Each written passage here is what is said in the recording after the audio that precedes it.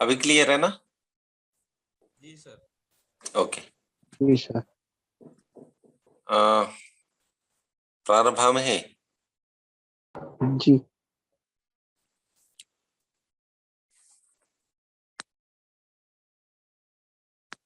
तर्हि अनुसन्धानपद्धतिः इत्यस्मिन् पत्रे भवतां प्राथमिकं ज्ञानं सर्वेषां वर्तते एव। अस्माभिः विस्तरेण एतद्विषये कक्षाः स्वीकृताः अपि। अन्येपि विद्वांसः तत्र व्याख्यानानि अकार्षुः। अतः भवन्तः अनुसन्धानं नाम किम्, अनुसन्धानस्य स्वरूपं किम्, अनुसन्धानस्य परिभाषाः काः इत्यादिकं जानन्ति। मयापि पीपीटी माध्यमेन एवं व्याख्यानमाध्यमेन बहुधा उक्तमेव अस्ति। तर्हि व्याख्यानान्ते एका परीक्षा कर्तव्या इति अस्माकं संयोजकानां सूचना आसीत्। पुनश्च वयं यदि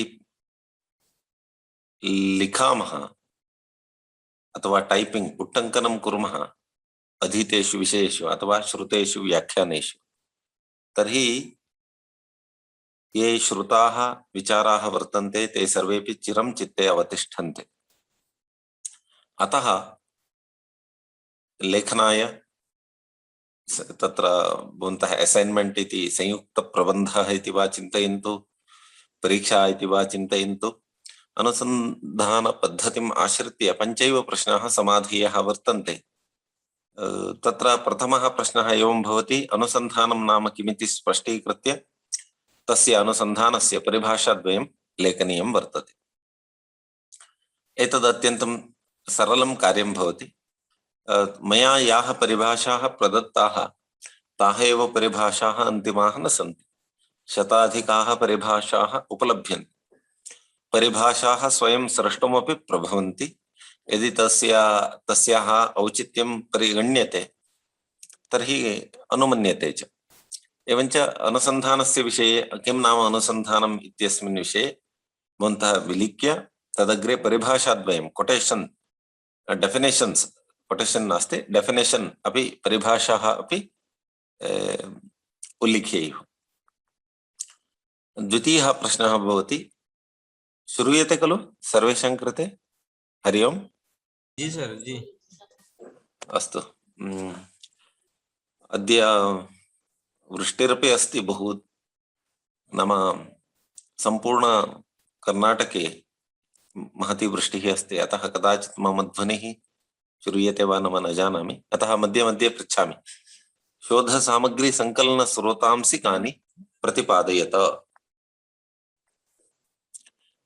डाटा कलेक्शन विषये मया उक्तमेव, दत्तांश संकलनं दत्तांश विश्लेषणम् इति प्रधानं कार्यं द्वयमेव भवति।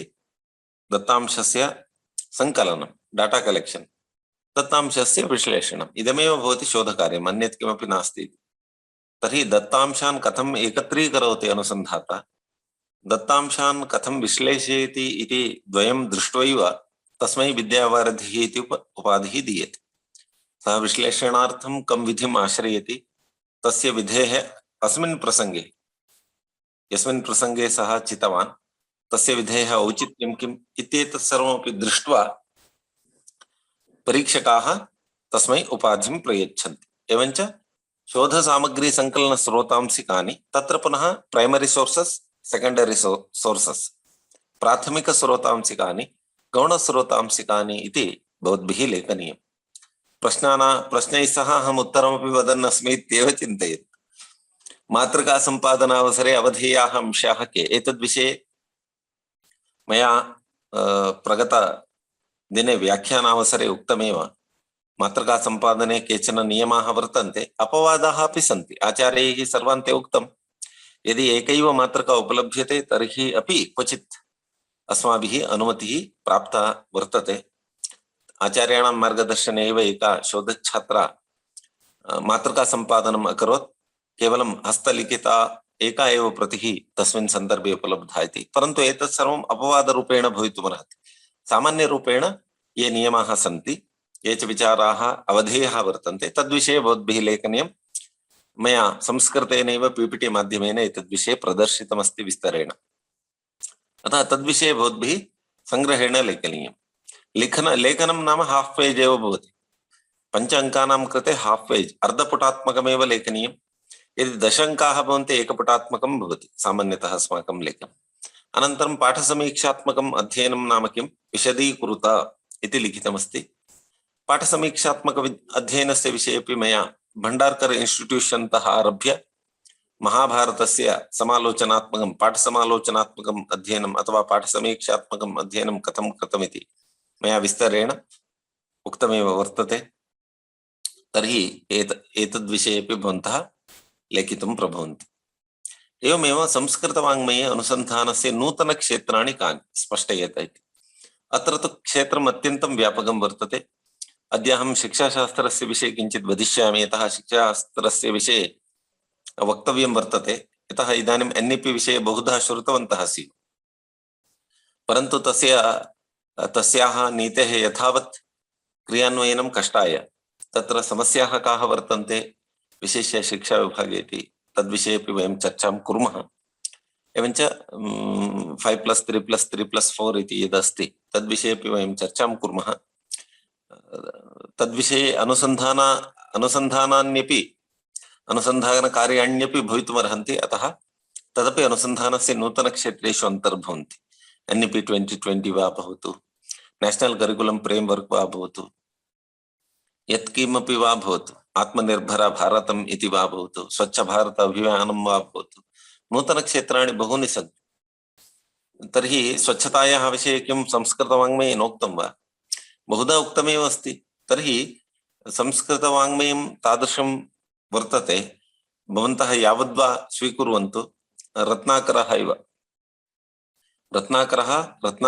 रत्नाकरे रत्नानाम् अभावो यथा नास्ति, तद्वदेव संस्कृतवाङ्मये शीर्षकाणाम् अथवा शोधविषयाणाम् अथवा शोधसमस्यानाम् अभावः नास्ति।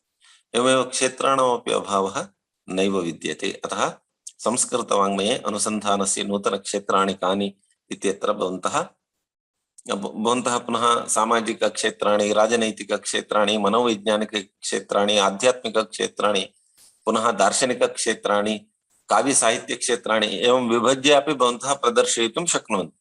तत्सर्वमपि भवदायत्तं भवति। अनन्तरं भवति विमर्शनात्मकानुसन्धानस्य प्रारूपं किमिति चित्रयत इति। क्रिटिकल स्टडी इति उच्यते। विमर्शनात्मक अनुसन्धाने केवलं गुणानां वर्णनं न भवति, अत्रापि वर्णनं भवति, डिस्क्रिप्टिव एव भवति, परन्तु गुणैः सह दोषाणां विषयेपि चिन्तयति। विना पक्षपातं, विना संकोचं, विना दाक्षिण्यं तथ्यानाम् अथवा वस्तुनिष्ठविचाराणां विषये सः स्वाभिप्रायं मण्डयति। गुणैः सह दोषानपि आविष्करोति। काव्यलक्षणस्य विषये तत्र रसगङ्गाधरकारः यदध्ययनं कृतवान् तद् विमर्शनात्मकम् अध्ययनमेव वर्तते।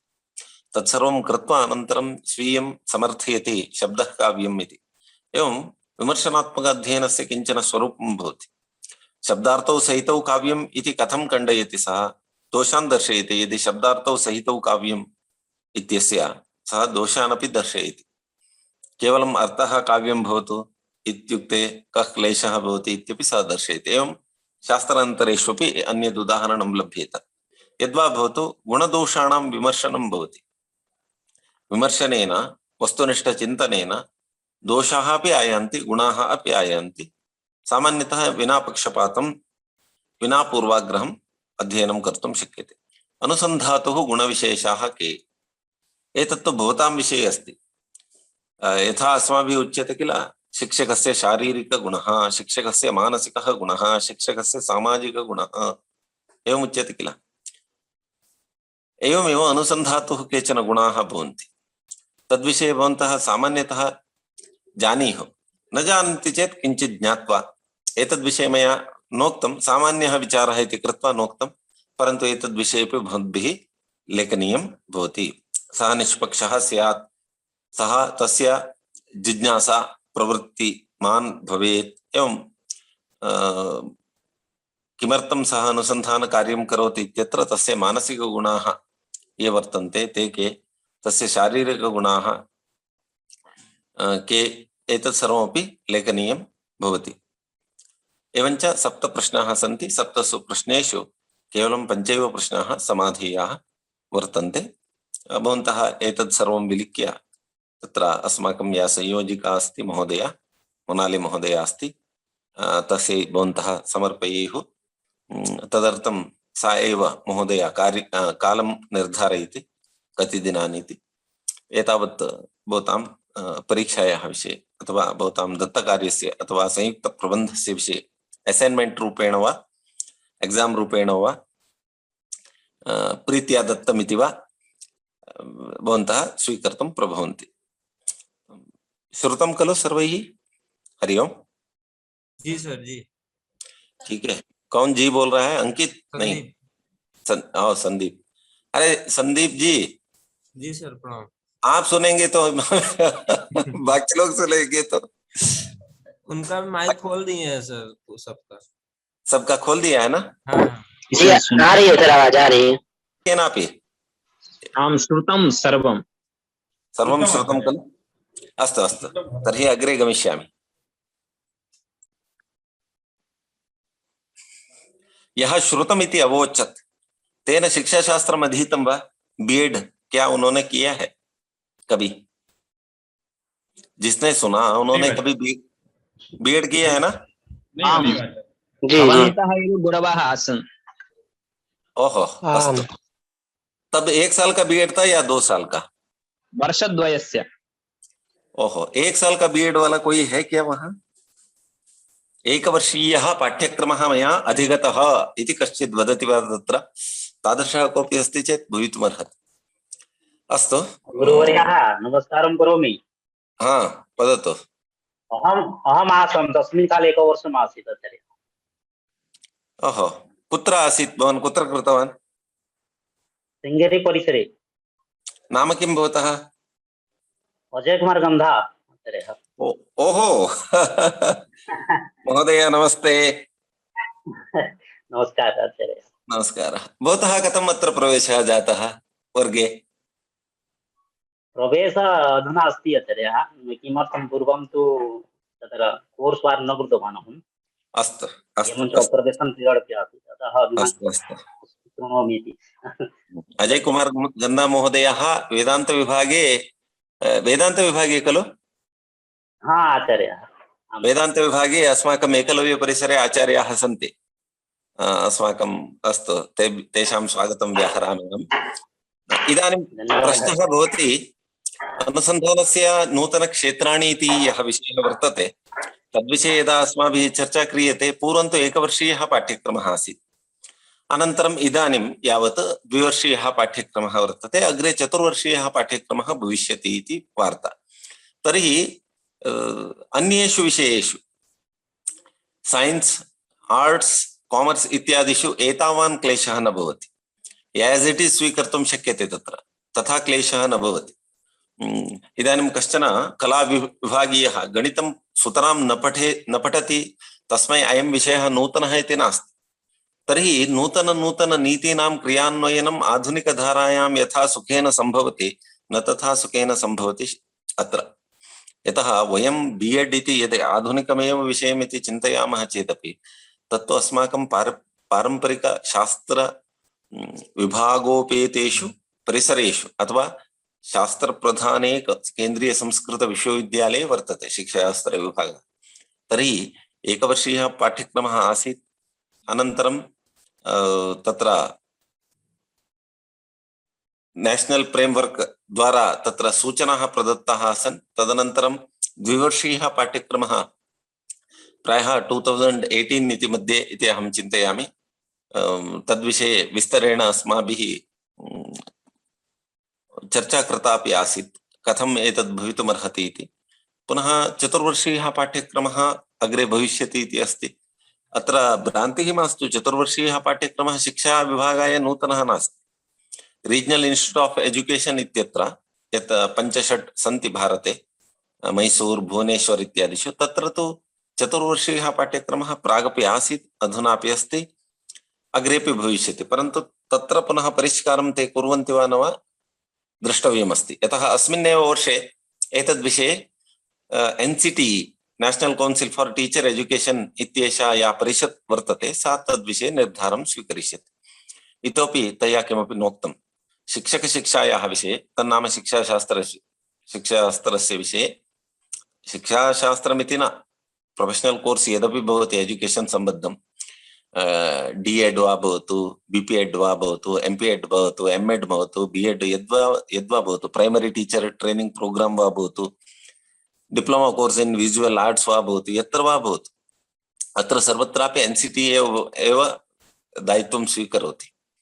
यदा नियुक्तः भवति शिक्षकः भविष्यति तदानीं NCERT आगच्छति। तर्हि तावत्पर्यन्तम् एतद् यतः एतद् इन सर्विस नास्ति, प्री सर्विस अस्ति। सेवापूर्वक प्रशिक्षणं वर्तते, न तु सेवाकालिकं प्रशिक्षणं। शिक्षाशास्त्रस्य अध्ययनं सेवापूर्वकं प्रशिक्षणम् इति कथ्यते। अस्तु, इदानीं प्रश्नः भवति शिक्षाशास्त्रस्य यः पाठ्यक्रमः पूर्वम् आसीत् सः एकवर्षीयः पाठ्यक्रमः आसीत्, इदानीं चतुर्वर्षीयः पाठ्यक्रमः अग्रे भविष्यति। इदानीं द्विवर्षीयः पाठ्यक्रमः अस्ति, 2 years कोर्स् अस्ति इति नव्य राष्ट्रीय शिक्षा नीतौ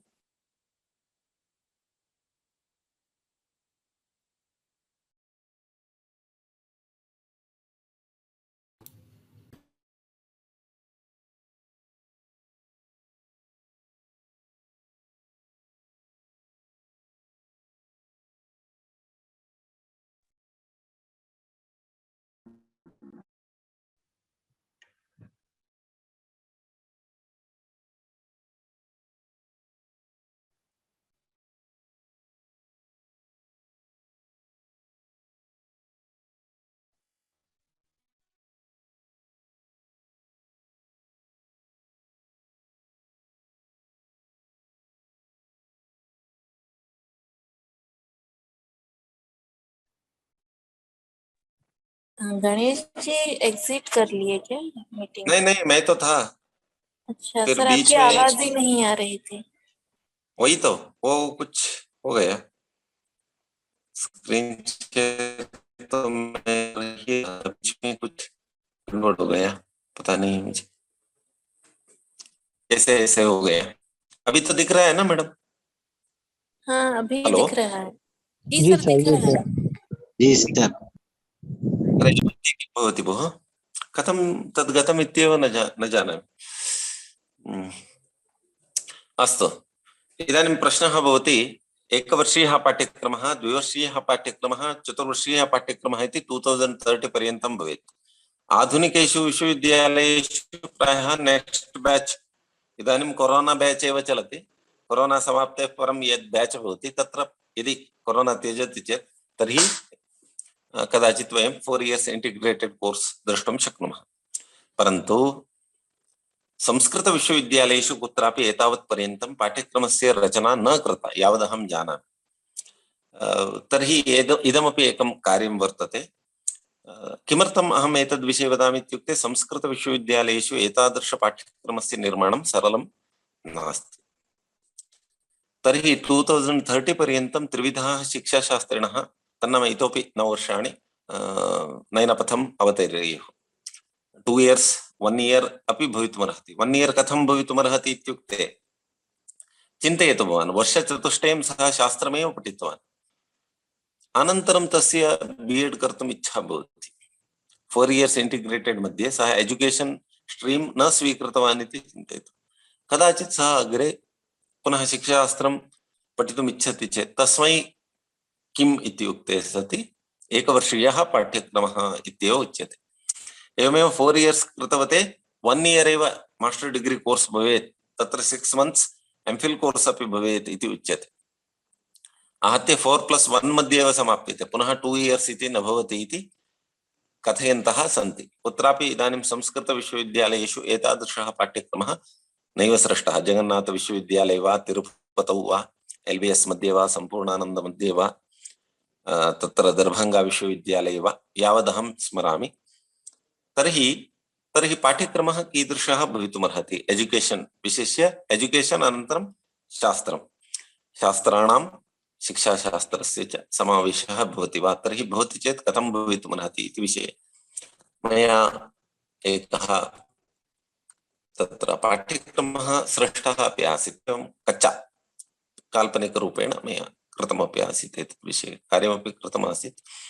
राष्ट्रीय पाठ्यक्रम रूपरेखा समितिः शिक्षकशिक्षार्था या भवति national framework, national curriculum framework for teacher education 2021 एतत् निर्धारयति इति उक्तमस्ति।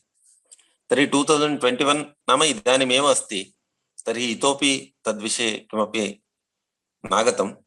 तर्हि स्पष्टप्रतिपत्तिः तावत्पर्यन्तं न भविष्यति यावत्पर्यन्तम् अस्याः समित्याः प्रतिवेदनम् अस्माकं करतलं नायाति। तर्हि एतद्विषये इतोपि चिन्तनं करणीयं भवति।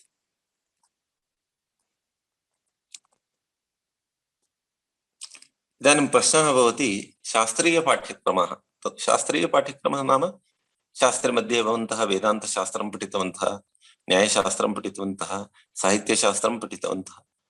तैः पाठ्यक्रमैः सह शिक्षकशिक्षायाः यः पाठ्यक्रमः भवति सैकालजि, फिलासफी, टेक्नोलॉजी, एडमिनिस्ट्रेशन एतेषां क्रियान्वयनं कथम् इति विषयेपि अस्माभिः चिन्तनं करणीयं भवति। इदमपि अनुसन्धानाय नूतनं क्षेत्रम् इत्येव चिन्तयन्तु। संस्कृतक्षेत्रे व्यावसायिकशिक्षायाः पाठ्यक्रमनिर्धारणं नातिसरलं कार्यं वर्तते। यतोहि केवलम् अस्मिन्नेव क्षेत्रे धाराद्वयं वर्तते। तन्नाम परम्परागतधारायां संस्कृतमधीयानाः, आधुनिकधारायां च संस्कृतमधीयानाः इत्येवं विभागद्वयम् अत्रैव दृश्यते। मया पूर्वमेव उक्तम्, आधुनिकेषु विभागेषु वर्षचतुष्टयस्य पाठ्यक्रमस्य क्रियान्वयनं सरलं भवति। तत्र एवं नास्ति, ट्रेडिशनल मोड, मॉडर्न एवं विभागः नास्ति। परन्तु अस्माकं तु धाराद्वयं वर्तते। आधुनिकधारायाम् अधीतवतां कृतेपि शिक्षाशास्त्रे आरक्षणव्यवस्था अस्ति, परम्परागतधारायाम् अधीतवतां कृतेपि अस्माकं शिक्षाशास्त्राध्ययनाय आरक्षणव्यवस्था परिकल्पिता वर्तते। परन्तु एतत् सर्वमपि वर्षचतुष्टयस्य पाठ्यक्रमस्य आगमनपर्यन्तमेव, तदग्रे एतत् सर्वमपि न भविष्यति। परन्तु इदानीं प्रश्नः कथं भवति इत्युक्ते तेषां का कथा, ये आधुनिकधारायाम् अधीयानाः भवन्ति, तर्हि आधुनिकधारायाम् अधीयानाः यावत्पर्यन्तं तन्नाम डिग्री 3 इयर्स् डिग्री यावत्पर्यन्तं कुर्वन्तः भवन्ति तावत्पर्यन्तं पूर्णरूपेण सर्वत्र क्रियान्वयनं भवितुं नार्हति। तर्हि अत एव टार्गेट् दत्तं 2031 मध्ये केवलं वर्षचतुष्टयस्यैव पाठ्यक्रमः, सम्मिश्रितः पाठ्यक्रमः भवति इति उक्तमस्ति। तर्हि अत्र गुणदोषाणां चिन्तनं करणीयम् अस्माभिः। केवलं गुणाः एव न आयान्ति, दोषाः अथवा न्यूनताः अपि अत्र वर्तन्ते। यतः आधुनिकधारायाम् अधीयानाः इति भेदः कथञ्चित् समाप्तः भवेत्। ट्रेडिशनल मॉडर्न इति तु आबहोः कालात् प्रवर्तते खलु। तर्हि समाधानम् एकं द्रष्टव्यं भवति। आधुनिकधारायाम् अधीतवतामपि समस्याम् अवगम्य प्रवेशप्रक्रियायां शिक्षकशिक्षा पाठ्यक्रमाध्ययनाय आरक्षणव्यवस्था परिकल्पिता आसीत्। परम् इतः परं किं भविष्यति इति चिन्तनीयम्।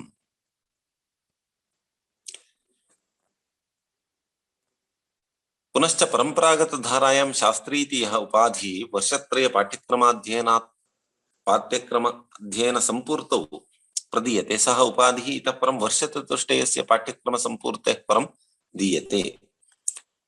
शास्त्री इति उपाधिः दीयते, सर्टिफिकेट् अपि भवद्भिः प्राप्तमेव स्यात्, अस्माभिः अपि प्राप्तं।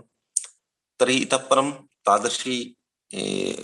तादृशः उपाधिः कदा दीयते इत्युक्ते वर्षचतुष्टयात् परम्। इदानीं कश्चित् NEP अत्र अधीतवान् स्यात्, सः वदेत् सर् केवलं 1 इयर् पठनं करोति चेदपि सर्टिफिकेट् दीयते इति। परन्तु तादृश सर्टिफिकेट् कृते वेल्यू न भवति। यतः इदानीं वयं बहुत्र वेबिनार्स् गच्छामः, वेबिनार् मध्ये बहु सर्टिफिकेट् अस्माकं भवति। तद्वदेव भवति, वर्षचतुष्टयं यः पठति अथवा मध्ये ब्रेक् स्वीकरोति चेदपि तस्मै अवसरः अस्ति अत्र। परन्तु कथञ्चित् सः अध्ययनं न त्यजेत्, अथवा मध्ये त्यजति चेदपि तस्मै अवसरः देयः इति अत्र उद्देश्यमस्ति। अतः इदानीं 3 इयर्स् डिग्री कृते सति शास्त्रे इति वेदान्ते वा न्याये वा व्याकरणे वा दीयते, तत्सर्वम् अग्रे भविष्यति 4 इयर्स् मध्ये कन्वर्ट् भवति। एवं शास्त्री शिरोमणिः इत्याद्यः पदव्यः उपाधयः अपि वर्षचतुष्टयस्य अध्ययनोत्तरमेव लप्स्यन्ते। एवं सति अत्र शास्त्रीय व्यावसायिक पाठ्यक्रमयोः सम्मिश्रणं भवेत् आहोस्वित् न इति एकः गभीरः प्रश्नः समुदेति। कथनस्य तात्पर्यम् इदं 4 years इंटिग्रेटेड मध्ये शास्त्र मोड अपि अस्ति, एजुकेशन अपि अस्ति, द्वयोः सम्मिश्रणम् अथवा व्यामिश्रणं भवेत् अथवा केवलं शिक्षायाः एव भवेत्, शास्त्राणाम् एव भवेत्। तथा भवति चेत् पुनः अनर्थः एव भवति। अतः द्वयोः सम्मिश्रणं करणीयं। सम्मिश्रणावसरे कीदृश्यः समस्याः आयान्ति इति अस्माभिः चिन्तनीयं वर्तते। इतः पूर्वं वेदान्तशास्त्री वेदान्ताचार्यः, व्याकरणशास्त्री व्याकरणाचार्यः, न्यायशिरोमणिः विद्वन्मध्यमः विद्वदुत्तमः, कर्णाटके विद्वन्मध्यमः विद्वदुत्तमः इत्यादयः उपाधयः आसन्, दीयन्ते स्म। तादृशाः एव उपाधयः इतः परम् अपि भवेयुर्वा आहोस्वित् वेदान्तशिक्षाशास्त्री, वेदान्तशिक्षाचार्यः, न्यायशिक्षाशास्त्री इत्येवम् उपाधयः स्रष्टव्याः वा इति प्रश्नः समुदेति। आधुनिक परंपरागत धाराद्वययुते संस्कृत क्षेत्रे व्यामिश्रितः पाठ्यक्रमः कम्बाइंड करिकुलम भवेत् उत न इति आदौ संस्कृत धुरंधराः चिन्तयेयुः। इस विषय में बहुत कुछ सोचना पड़ेगा, ऐसे वैसे नहीं होगा। तो एतद् विषये बहु चिन्तनं करणीयमस्ति, बहु अनुसन्धानकार्यमपि करणीयमस्ति। एतद् विषये बहु अनुसन्धानकार्यं करणीयं भवति।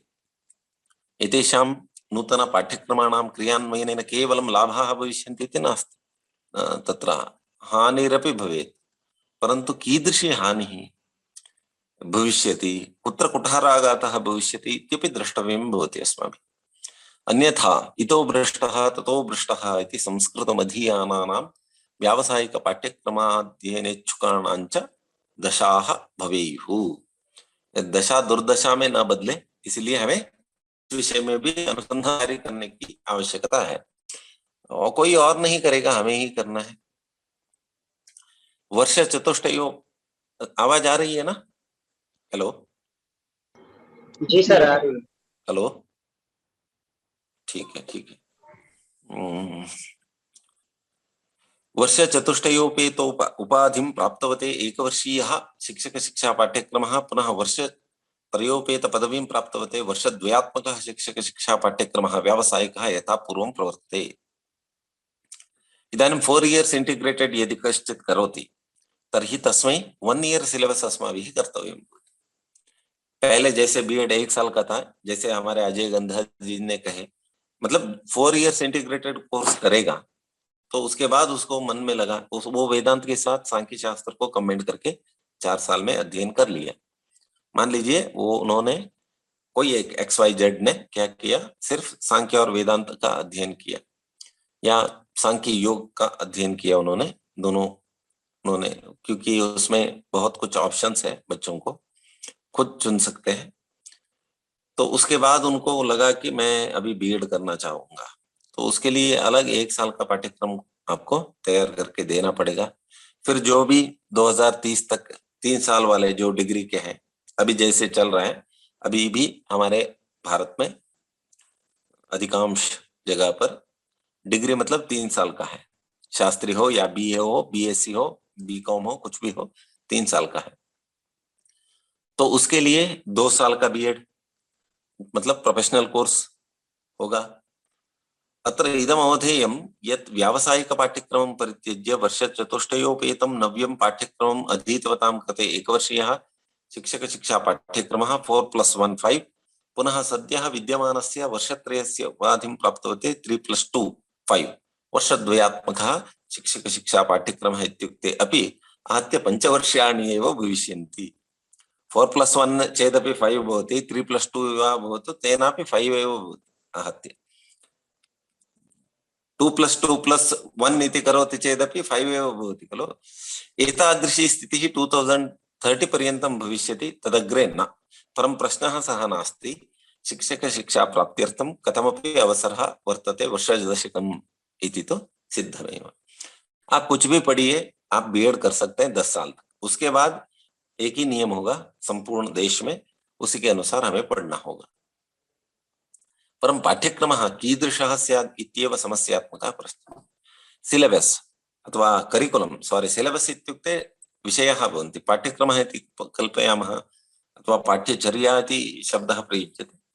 पाठ्यक्रमः इति शब्दः सिलेबस् इत्यर्थे, पाठ्यचर्या इति शब्दः करिकुलम इत्यर्थे प्रयुज्यते शिक्षाशास्त्रे।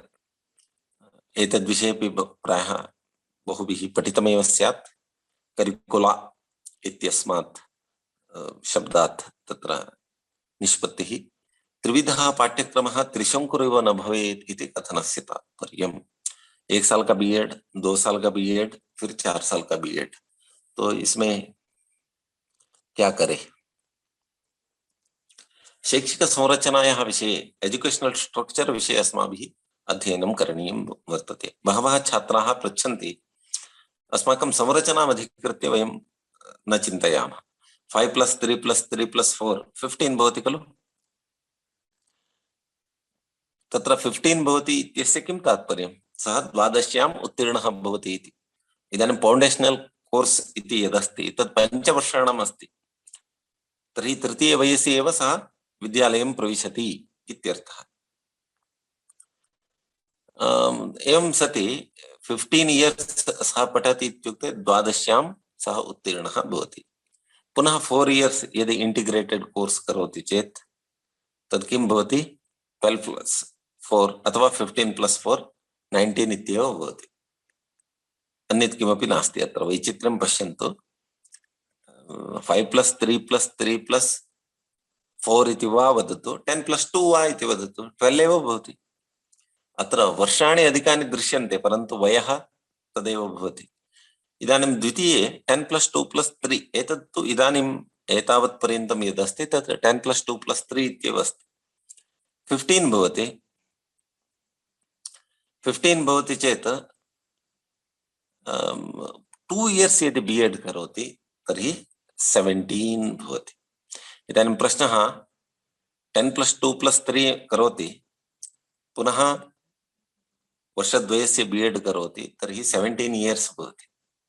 यदि 5+3+3+4 करोति, तत्र इंटीग्रेटेड मध्ये बीएड अस्ति, बीएड अपि शिक्षाशास्त्रीयः विषयः अपि वर्तते चेत् 1 वर्षं शिष्टं भविष्यति। तर्हि एतादृशेषु विषयेषु अस्माभिः ध्यानं केन्द्रीकर्तव्यं भवति। अथवा चिन्तयतु, 5+3+3+4 कृतवान्, 4 मध्ये शिक्षाशास्त्रमेव नासीत्। पुनः यदि सः 1 इयर बीएड करोति चेत् 17 भविष्यति। अनेन किं सिद्धं? प्रथमं यत् प्रदर्शितमस्ति तत्रैव कश्चन लाभः अस्ति। प्रकारत्रयं दर्शितं, 3 प्रकारेषु आद्यः प्रकारः एव वर्तते। तत्र आहत्य 16 वर्षाणि भवन्ति। पुनः यदि प्राचीनपद्धतिम् आश्रित्य करोति 17 भविष्यति। यदि इंटीग्रेटेड मध्ये एजुकेशन नास्ति, शिक्षाशास्त्रं नास्ति चेत् पुनः 1 इयर पठिष्यति चेत् 17 भविष्यति। एतदेव एमए मध्येपि भवेत् इति तेषां वादः। तर्हि एमए मध्ये वस्तुतः इंटीग्रेटेड कोर्स मध्ये एव शास्त्रीयाः विषयाः प्रायः केन्द्रीकृताः भवन्ति, समायान्ति इत्यतः केवलम् 1 वर्षीयः पाठ्यक्रमः भवेत्, तत्रापि शोधसम्बद्धः भवेत्। अतः एमफिल इति किं पार्थक्येन यदस्ति तस्य निष्कासनं कृतं वर्तते। एमफिल इति इतः परं न भविष्यति। एमफिल मध्ये विद्यमानाः विषयाः अप्रस्तुताः इति नोक्तं, ते सर्वेपि एमए मध्ये आगच्छन्ति। तन्नाम एमए करोति इत्युक्ते अग्रे सः शोधकार्यार्थं पूर्णरूपेण अर्हः इति तात्पर्यम्। नो चेत् किं भविष्यति इत्युक्ते अनुसन्धानपद्धति इति विषये मया इदानीं प्राक्शोधपाठ्यक्रमः भवताम् अध्यापनम् एतत् सर्वं करणीयं खलु। पुनश्च भवद्भिः प्रवेशपरीक्षासु लिखितमपि, परन्तु एतद्विषये भवन्तः पार्थक्येन पठितवन्तः। एतद्विषये भवतां कृते सिलेबस् मध्ये कुत्रापि नासीत्। अनुसन्धानं नाम किम्, अनुसन्धानस्य प्रकाराः के, अनुसन्धानस्य वैशिष्ट्यानि कानि, अनुसन्धानस्य स्रोतांसि कानि, एतत् सर्वं मयापि न पठितं, भवद्भिरपि न पठितम्। एषा एका समस्या वर्तते, यतः आचार्यस्तरे शोधसम्बद्धः विषयविशेषः कुत्रापि नास्ति, परन्तु भवेत्। तत्सर्वम् एमफिल मध्ये अस्ति। एमफिल करोति चेत् वर्षद्वये पीएचडी कर्तुं शक्यते इति पुनः दीर्घतरो व्यापारः इति उच्यते किल, तद्वदस्ति स्थितिः। एतावत्पर्यन्तं तादृशी स्थितिः आसीत्।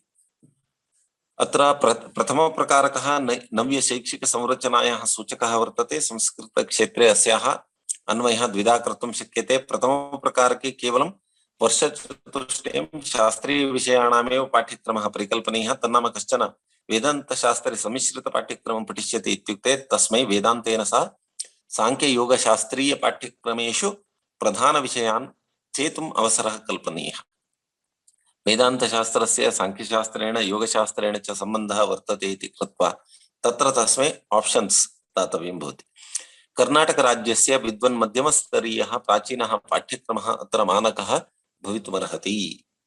किमर्थम् एवम् उक्तम् इत्युक्ते अस्माकम् अध्ययनावसरे तत्र विद्वन्मध्यमपाठ्यक्रमे केवलं साहित्यशास्त्रमित्येव न, व्याकरणसिद्धान्तकौमुदी अपि आसीत्, एवमेव न्यायतर्कसङ्ग्रहोऽपि आसीत्, सिद्धान्तमुक्तावली अपि आसीत्, प्राकृतप्रकाशोऽपि आसीत्, प्राकृतकाव्यमपि आसीत्।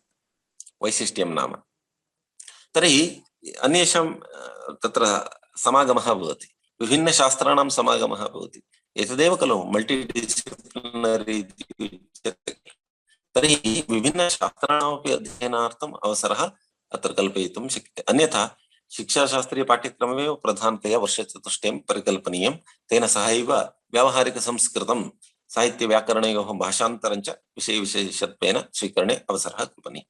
कोई शास्त्र पढ़ना ही नहीं चाहता, अरे शास्त्र पढ़ के कोई फायदा नहीं है इति अपि केचन जल्पन्ति। तर्हि तत् अंगुरकट्ठा है इत्येव वक्तव्यं तेषां विषये। तर्हि शास्त्रस्य निन्दां कुर्वन्ति, शास्त्रस्य प्रयोजनं नास्ति इति तत्तादृशाः भाषां पठन्तु, कोऽपि क्लेशः नास्ति। तर्हि केवलं बीएड इत्यनेन सह नाम एजुकेशन सम्बद्धः विषयः, तेन सह सामान्य व्याकरणं, व्यावहारिकं व्याकरणं तद् भवितुमर्हति। एवं कृत्वापि सः एवं संस्कृतविश्वविद्यालयस्य पाठ्यक्रमः खलु, वयं तु आधुनिकविषयेषु न गच्छामः, तत्र एतावान् क्लेशः नास्ति।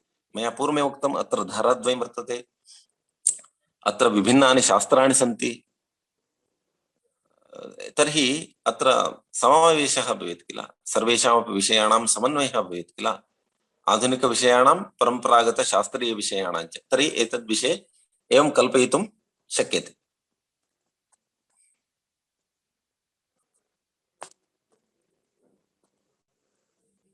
एवं कृते सति भाषाः विषयविशेषत्वेन स्वीकुरुते इत्यतः भाषादक्षः शिक्षकः भविष्यति। तर्हि केचन वदन्ति शास्त्राणि पठन्ति परन्तु भाषायां व्युत्पत्तिः न दृश्यते बालानाम् इति। तर्हि यदि केवलं भाषादक्षः शिक्षकः भवितुम् इच्छति, न तु शास्त्रज्ञः, तर्हि भाषाभ्यासाय एव एकं बलं दातुं शक्यते। तर्हि सिलेबस् मध्ये तादृशाः एव पाठ्यक्रमाः सृष्टुमपि शक्यन्ते, यत्र केवलं भाषणाय संस्कृतसम्भाषणसम्बद्धाः पाठ्यक्रमाः भविष्यन्ति। शास्त्रसम्बद्धः पाठ्यक्रमः तत्र भवेत् इति नास्ति। तर्हि एकः कुशलः भाषाशिक्षकः, सम्भाषणचतुरः भाषाशिक्षकः सृष्टः भविष्यति, परन्तु शास्त्रं तेन त्यक्तं भविष्यति। कालान्तरे राजनीतिः, संख्याशास्त्रं, गणितविज्ञानम् इत्यादयः विशेषः अत्र जोड़नीयः। साथ साथ में आप political science, stats, mathematics, science इसको भी जोड़ सकते हैं इसी के साथ। तो इससे क्या हो जाएगा, मॉडर्न और ट्रेडिशनल दोनों आ जाएंगे। यथा सम्मिश्रित पाठ्यक्रमे कस्यचित् एकस्य शास्त्रस्य महत्त्वं तथा अत्र शिक्षाशास्त्रस्य अपि। यदि एवं क्रियते तर्हि प्रधानं शास्त्रं किम् इत्युक्ते शिक्षाशास्त्रम्, अन्यद् यदस्ति भाषाशिक्षणम् इति उच्यते। तद् मया पूर्वमपि एकं चित्रं दर्शितम् आसीत्, अथवा न दर्शितं वा, अस्माकं मोबाइल मध्ये सिम द्वयं भवति किल, एवमेव सर्वस्यापि छात्रस्य समीपे शास्त्रद्वयं भवति। सामान्यतः यस्य कस्यापि समीपे मोबाइल भवति अद्यत्वे 95% तस्य समीपे सिम द्वयं भवति, एकं BSNL भवति, अन्यत् एयरटेल, जियो किमपि वा भवति किल। एवमेव अस्माकं छात्राणां समीपे अपि भाविनिकाले शास्त्रद्वयं भवति, एकं प्रोफेशनल कोर्स भवति, एकं ट्रेडिशनल कोर्स भवति इति वयं वदामः। परन्तु सर्वेषाम् अङ्गीकारः भवति वा, सर्वे अङ्गीकुर्वन्ति वा इति द्रष्टव्यं भवति। एवं अस्माभिः पाठ्यक्रमस्य विषये चिन्तनं करणीयम्। एतदेव अन्तिमम् इति न, मया एतत् कल्पितमासीत्, अतः उच्यते। अत्र दोषाः अपि स्युः, एतद्विषये चर्चां कर्तुं शक्नुमः। इदानीम् एम्.एड् डिसर्टेशन् मध्ये एते विषयाः आगताः सन्ति, तिरुपतौ द्वित्राः कुर्वन्तः सन्ति अस्माकं छात्राः। तेषां कृते अहम् एवं कर्तुं शक्यते इति एतत् दत्तवान्। अतः चिन्तयितुं शक्यते एतद्विषये। वर्षचतुष्टयं शास्त्रीयम् अथवा भवतां कोऽपि तत्र विचारः अस्ति चेदपि वक्तुं शक्नुवन्ति। तत्र शिक्षाशास्त्रविभागीयाः अत्र यदि शृण्वन्तः सन्ति, अन्तर्विद्यात्मकः सम्मिश्रितपाठ्यक्रमम् अधीतवद्भ्यः एकवर्षीयः शिक्षापाठ्यक्रमः सछात्रवृत्तिं परिकल्पयितुं शक्नुमः। अन्तर्विद्यात्मकम् इत्युक्ते इंटरडिसिप्लिनरी, साङ्ख्ययोग, न्यायवैशेषिक एवं यदि पठिष्यति, पूर्वोत्तरमीमांसयोः अध्ययनं यदि करिष्यति, इंटरडिसिप्लिनरी रूपेण यदि कश्चित् अध्ययनं करिष्यति, तस्मै अपि छात्राय, छात्रविशेषाय छात्रवृत्तिं दत्वा वित् स्कॉलरशिप तस्मै एकवर्षीयः शिक्षापाठ्यक्रमः कल्पयितुं शक्यते। इदानीमपि अस्माकं छात्राध्यापकानां कृते छात्रवृत्तिः दीयते एव। प्राप्ताङ्कानाम् आधारेण 50% छात्राः अस्माकं छात्रवृत्तिं प्राप्स्यन्ति। भवन्तः जानन्ति एव, केन्द्रीय संस्कृत विश्वविद्यालये एतादृशी व्यवस्था वर्तते, बहुत्र एतादृशी व्यवस्था नास्ति। केवलं मित्राणां कृते दत्वा त्यजन्ति। SAST कमिशन् तः क्वचित् तेषां छात्राणां कृते अस्ति, परन्तु एवं सामान्यरूपेण अस्माकं संस्कृतविश्वविद्यालयेषु, केन्द्रीय संस्कृतविश्वविद्यालयेषु वर्तते इति अस्माकं सौभाग्यं। पुनः वयं सौभाग्यशालिनः, वयं यत्र शिक्षाशास्त्रादिकं पठिष्यामः तत्र केवलं 5,000 वर्तते। यदा मया कृतं तदानीम् 1,000 आसीत्। इदानीं तु अन्यत्र यदि कश्चित् B.Ed करोति जनरल मध्ये तर्हि 50,000 पर्यन्तम् अस्ति। तर्हि एतत् सर्वं द्रष्टव्यम् अस्ति अस्माभिः। धनस्य, विषयस्य, शास्त्राणां, भाषायाः, एते सर्वेपि पक्षाः चिन्तनीयाः। केवलं शास्त्रमेकमेव न, केवलम् आधुनिकं शिक्षाशास्त्रमेकमेव, केवलं सम्भाषणाभ्यासः एव न, सर्वेपि पक्षाः अस्माभिः चिन्तनीयाः। सर्वेषामपि तत्र सम्मिश्रणं कर्तुं शक्यते वा इति अस्माभिः चिन्तनं करणीयम्। अनुसन्धानार्थं योग्यः विषयः एव एषः। तथा कोऽपि शास्त्रीयः विषयः नास्ति इति न चिन्तनीयं, यतः समस्या भविष्यति। तदर्थमपि नव्यः एकवर्षीयः शिक्षापाठ्यक्रमः परिकल्पयितुं शक्यते। द्वितीयप्रकारके यद् मया दर्शितमस्ति, पूर्वं मया यत्र दर्शितम् अत्र द्वितीयप्रकारके यः इतः पूर्वमेव वर्षत्रयस्य उपाधिम् अविन्दता सः शिक्षकशिक्षापाठ्यक्रमं पठितुं वाञ्छति चेत् तर्हि तदर्थं वर्षद्वयस्य नव्यः शिक्षकशिक्षापाठ्यक्रमः परिकल्पनीयः एव। किमर्थम् इत्युक्ते इदानीं 4 years इंटिग्रेटेड कोर्स इति यद् आगमिष्यति, तत्र ये विषयाः भविष्यन्ति ते सर्वेपि छात्रस्य भव्यं भविष्यं अधिकृत्य खलु। इदानीं ये पाठ्यक्रमः अथवा सिलेबस् पाठ्यवस्तूनि सन्ति तेषामेव दीर्घीकरणं न भवति। एतत् बबल् गम् थियरी किमपि नास्ति, अतः न चिन्तयन्तु तथा भविष्यति चेत्। मनोविज्ञान 1, मनोविज्ञान 2, मनोविज्ञान 3, मनोविज्ञान 4 ये नहीं कर सकेंगे हम, है ना। अभी जो है, अभी साइकोलॉजी है तो 4 साल के लिए साइकोलॉजी को 4 भाग में बांट दो, psychology 1, psychology 2, psychology 3, psychology 4। Philosophy 1, philosophy, ये नहीं चलेगा, ऐसे नहीं कर सकते।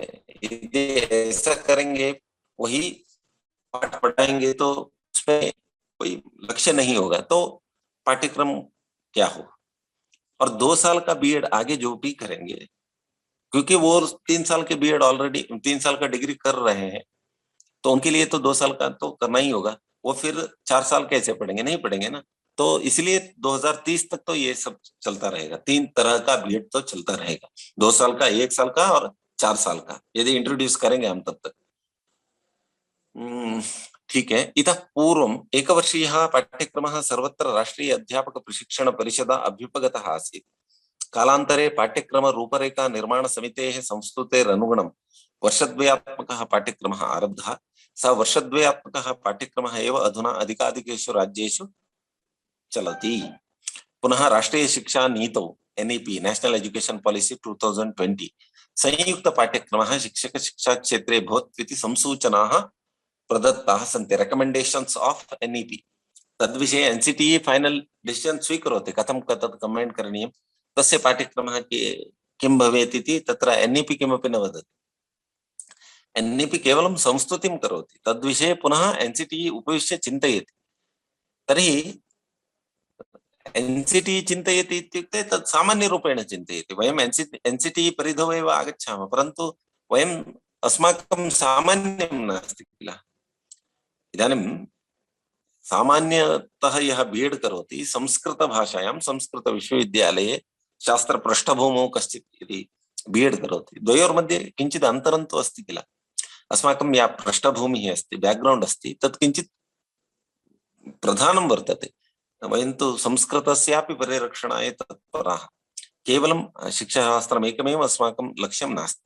तर्हि सम्मिश्रितपाठ्यक्रमस्य अध्ययनार्थं वयं तत्पराः भवेम। तर्हि सम्मिश्रितस्य पाठ्यक्रमस्य निर्माणं कथं भवेत्, तस्य स्वरूपं किं स्यात्। यदि पाठ्यक्रमः भविष्यति तर्हि आधुनिकधारायां विद्यमानानां का कथा, परम्परागतधारायाम् अधीयानानां का कथा, पुनः इदानीं पर्यन्तम् इतोपि वर्षपञ्चकं वर्षदशकं ये 3 years डिग्री कुर्वन्ति तेषां का कथा इत्यपि विषये अस्माभिः अनुसन्धानकार्याणि कर्तव्यानि वर्तन्ते।